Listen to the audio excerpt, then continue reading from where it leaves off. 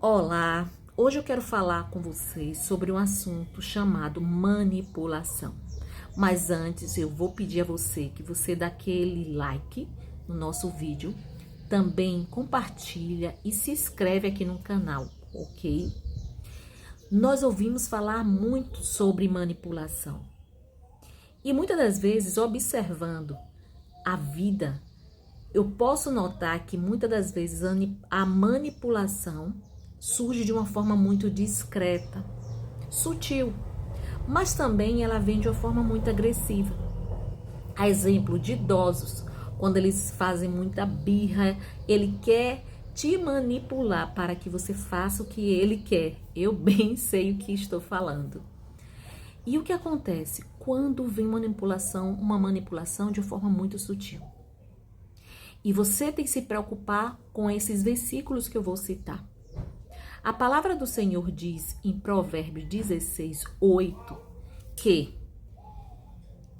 o homem perverso, ele vive provocando contendas, assim como o difamador consegue separar os maiores amigos. Então você vê que esses dois tipos de homens, eles conseguem provocar uma situação danosa. E esse perverso, ele traz muitas conversas, falácias, e traz ali contenda para aquele grupo, dissensão entre familiares. E o difamador, ele consegue separar os amigos íntimos. Ele usa a língua dele para proferir coisas que não vai edificar, assim como o perverso que traz contendas. Então, uma das coisas que eu e você nós precisamos estar atentos é o que as pessoas estão falando. O manipulador, ele traz conversas. E essas conversas nós precisamos nos atentar. Será que essas conversas estão edificando ou estão provocando discórdia, contendas, brigas? Olha, Deus é um Deus de reconciliação. A palavra do Senhor diz lá no livro de 2 Coríntios 5:18 que o Senhor, ele nos deu o ministério de reconciliação. Por que ele nos deu esse ministério? Porque ele se reconciliou com toda a humanidade através de Jesus.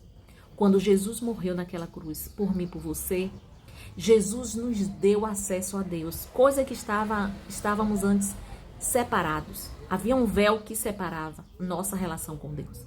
Mas Jesus nos permitiu, deu esse acesso, nos reconciliou com o nosso Criador. Então, a nós também, aqueles que têm Jesus, foi dado àqueles que têm Jesus, o ministério da reconciliação. Quem tem Jesus procura trazer união, unidade e não discórdia, e não contenda. Que dirás difamar uma pessoa onde provoque ali a separação de grandes amigos?